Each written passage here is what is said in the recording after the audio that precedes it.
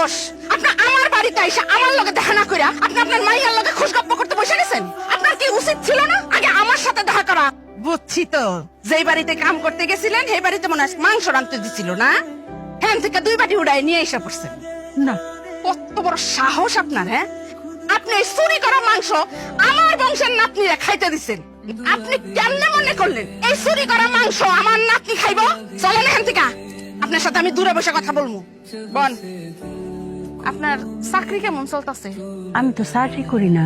মানুষের বাসায় কাজ করেন সেটা ঠিক আছে, এখন চাকরানি তো আর কইতে পারি না, সম্পর্কে তো বিয়াই নন। আপনারা কিন্তু আবার কিছু মনে করেন না, আপনার আমি একটা কথা কই আর কি, আপন ভাইবেই আপনার আমি কইতাছি। আপনি যদি আমার বাসায় কাজ করেন তাইলে আপনার আমি 5,000 টাকা বেতন দিব।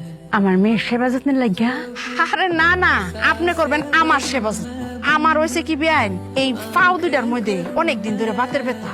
এখন মনে করেন আপনি খালি আমার একটু ঘুমানোর সময় ওই 2-3 ঘন্টা যতক্ষণ আমি আর কি ঘুমাইয়া না যাই ততক্ষণ আপনি একটু আমার পাউডার টিপবেন।